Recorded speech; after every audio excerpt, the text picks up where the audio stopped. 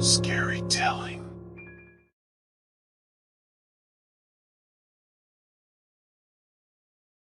I work in a strip club.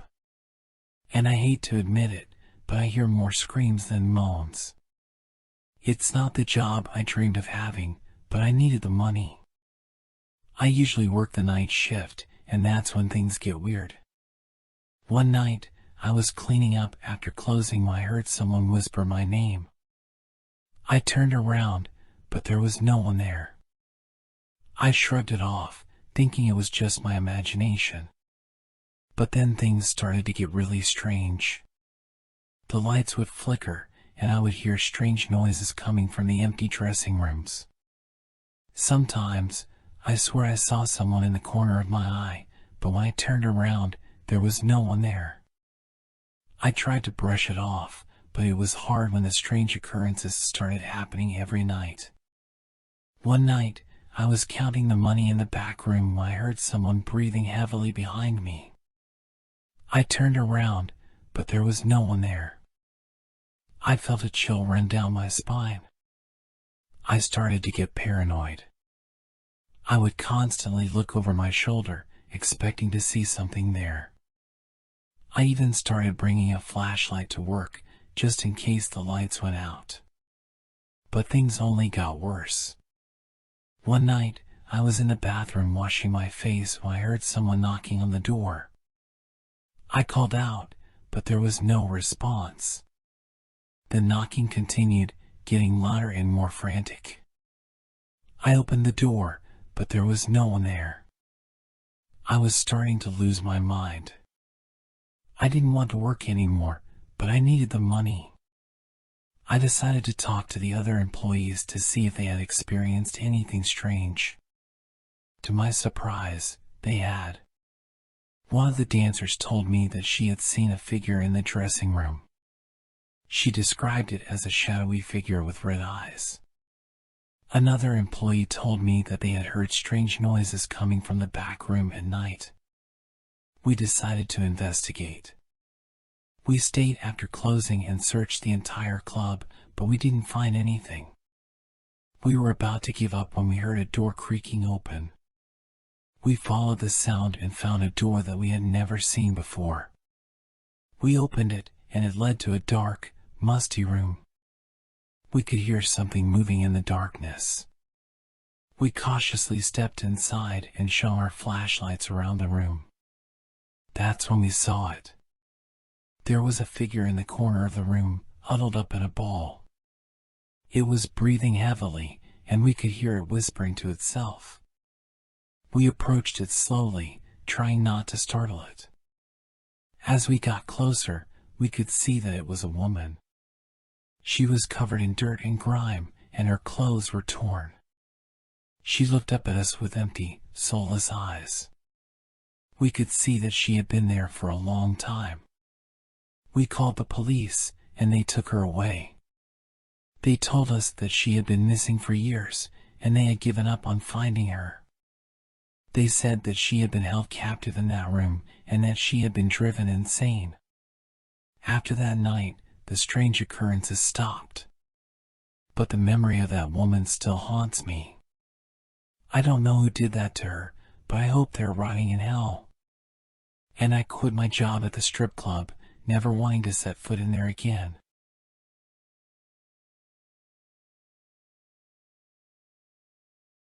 I used to be a devout Christian, attending church every Sunday and praying every night. But as I grew older, I found myself questioning my faith. I prayed for guidance and answers, but all I heard was silence. So, I stopped going to church altogether. But little did I know, my prayers were being answered by a different force. One night, as I lay in bed, I heard a voice whispering in my ear.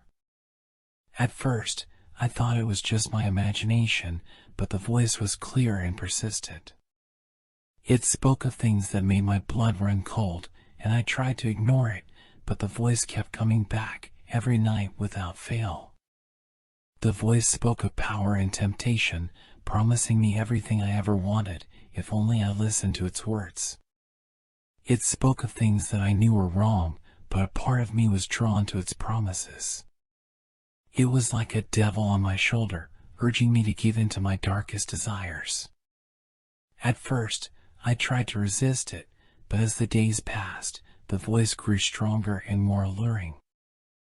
I found myself losing control, giving in to the voice's every whim. I became obsessed with it, craving its touch and the feeling of power it gave me. My family and friends noticed a change in me, but I brushed them off, telling them that I was fine. But deep down, I knew that I was not. The voice consumed me, taking over my every thought and action. I tried to seek help from a priest, hoping to find some solace in the church. But when I entered the sanctuary, the voice grew louder, mocking me and telling me that the church was powerless against its influence. One night, as I lay in bed, the voice spoke of a final task it needed me to complete. It told me to sacrifice someone to prove my loyalty to it. At first, I resisted, but the voice grew more insistent, promising me that it would be worth it in the end. I tried to ignore it, but the voice wouldn't let up. It became louder and more violent until I couldn't take it anymore. I grabbed a knife and headed out into the night, searching for a victim to sacrifice. As I walked the deserted streets, the voice grew louder, urging me on. But as I approached my intended victim, I heard another voice, one that I hadn't heard in a long time. It was the voice of God, and it spoke to me in a gentle tone, reminding me of who I was and what I stood for. In that moment, I realized that the voice that had been speaking to me all along was not the devil, but a demon that had taken hold of my mind.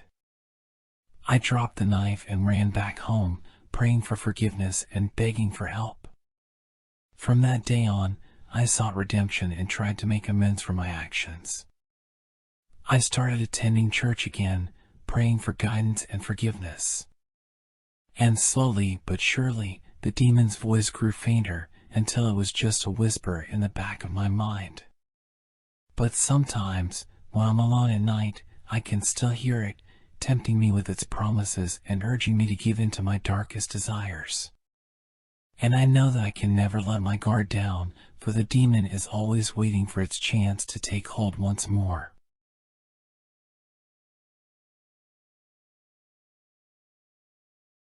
I don't know where the hell my husband is. I can't remember where I buried him. It's been weeks since I killed him, and I thought I had covered my tracks pretty well. But now I'm not so sure. It all started when I found out that my husband was cheating on me. I had suspected it for a while, but when I found the texts on his phone, I knew for sure. I was devastated, but I was also angry. I started plotting my revenge. I knew I couldn't just leave him. He would keep cheating on me, and I couldn't bear the thought of living with that. So I decided to kill him. I lured him out to a remote area in the woods, telling him that we were going on a romantic getaway. He was so excited, and I could tell he was looking forward to spending time alone with me. But when we got there, things took a dark turn. I pulled out a knife and plunged it into his chest. He tried to fight back, but I was too quick for him. I watched as the life drained from his eyes, and then I buried him in a shallow grave. At first, I thought I had gotten away with it. But then things started getting strange. I couldn't remember where I had buried him. I would go back to the woods and search for hours, but I couldn't find his grave. I started to think that maybe I had imagined the whole thing. Maybe I hadn't actually killed him. But then I would see his face in my dreams, and I knew it was real. I started to panic. What if someone found his body?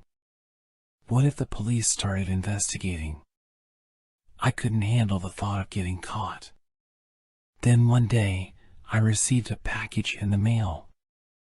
It was a piece of paper with a single word on it, remember. I knew exactly what it meant. Someone knew what I had done. I started getting more messages, all telling me to remember what I had done. I couldn't handle the pressure anymore. I decided to go to the police and confess. But when I got to the station, something strange happened. The officer at the front desk looked at me and said, "What are you doing here? Your husband is waiting for you at home." I was confused. I had killed my husband, hadn't I?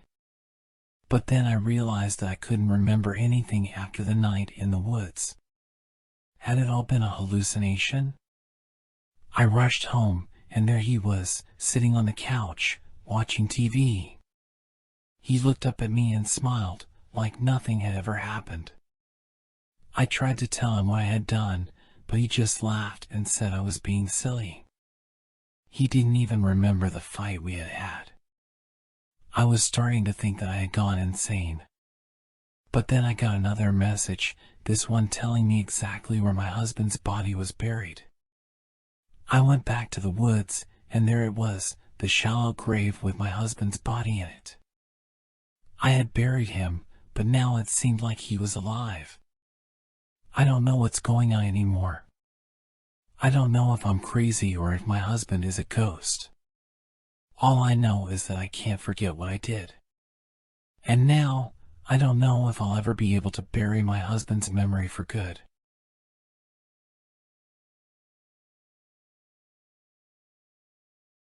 I thought it was going to be the trip of a lifetime. Just me and my 3 best friends heading out into the wilderness for a weekend of camping and hiking. We had all been looking forward to it for months, and we were finally ready to set off. The first night was uneventful. We set up our tents, started a fire, and cracked open a few beers. We told stories and laughed until late into the night. It was exactly the kind of trip we all needed. But things started to go wrong on the second day. We were hiking along a narrow trail when we heard someone coming up behind us.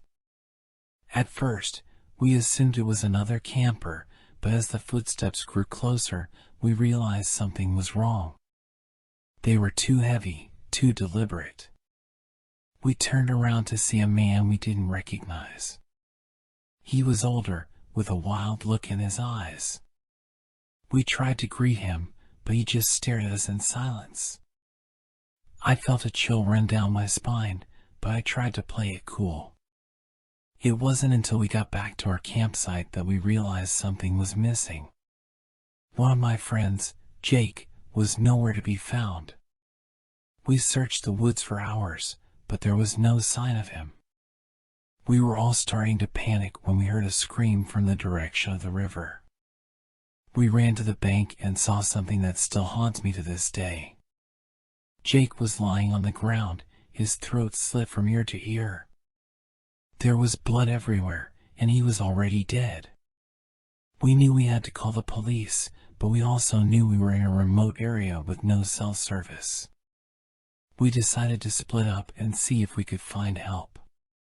2 of us headed back down the trail, while the third stayed behind to watch Jake's body. That's when things got even worse. The person who stayed behind to watch Jake was attacked by the same man we had seen earlier. He managed to fight him off, but he was badly injured.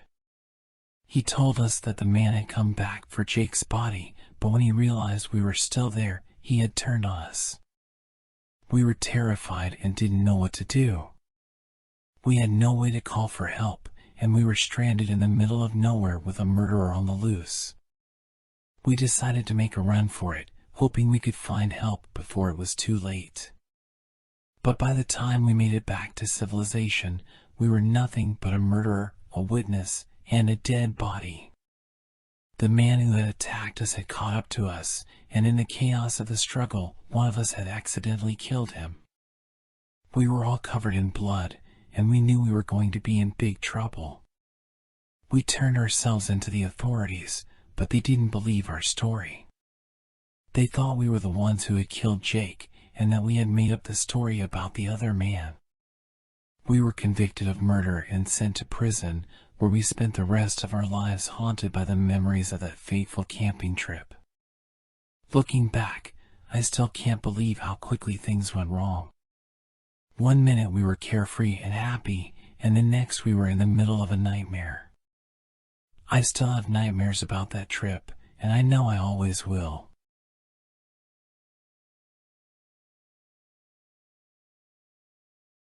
I've always loved the sound of rain. The pitter-patter on the rooftop, the tapping on the windows, and the calming white noise it creates. But that all changed when the rain became something else entirely. It was a hot summer day, and the sky was a bright blue. I was lounging on my couch, enjoying my day off when I heard the first few drops hit the window. I smiled to myself, grabbed a book, and settled in for a relaxing afternoon. The rain started to pick up, and I could hear it coming down harder and harder outside. I didn't mind, though. I was cozy inside with my book. Suddenly, I felt a drop hit my arm. I looked down, expecting to see a normal raindrop, but what I saw was something entirely different. The drop had burned a hole through my shirt and was smoking on my skin. I yelped in pain and jumped off the couch, scrambling for a towel. I wiped off the burning rain, and as I did, I noticed that the towel was disintegrating under my touch. I ran to the window to see what was going on, and what I saw made me freeze in fear. The rain was no longer clear and refreshing. It was a thick, yellow-green liquid that was burning holes in everything it touched. I tried to call for help, but my phone was dead. The acid rain was eating away at everything, including my power lines. I was trapped, alone, and helpless. I tried to cover myself with a blanket, but it quickly became soaked through and began to melt away. The rain didn't let up, and it kept coming down harder and harder. The noise was deafening, and the smell was overwhelming. I knew I had to find shelter or I'd be dissolved by the acid. I decided to risk it and run to my car, hoping it could protect me from the acid rain. I burst out of my front door and ran as fast as I could. I could feel the rain hitting my skin, burning away at me. My vision started to blur as I neared my car, but I made it. I jumped inside and slammed the door shut, gasping for air. The car was safe, but I was still being burned. I frantically searched for something to cover myself with, but everything was melting away. My skin was starting to peel, and I knew I was running out of time. I tried to start the car, but the acid had eaten away at the engine, leaving me stranded. I was stuck, alone in my melting car, with no hope of escape. The acid rain pounded on the car, and I could hear the metal starting to warp and bend under the force. I knew I was going to die. As I sat there, feeling my skin melt away, I realized that this was it. This was the end. The world was ending, and there was nothing anyone could do to stop it. The last thing I saw was the rain pouring down on me, burning away at everything I ever was until there was nothing left. In the end, I was just another victim of the acid rain, one of many who would suffer the same fate. And as the world slowly succumbed to the destruction, the rain kept falling, a never-ending reminder of what once was.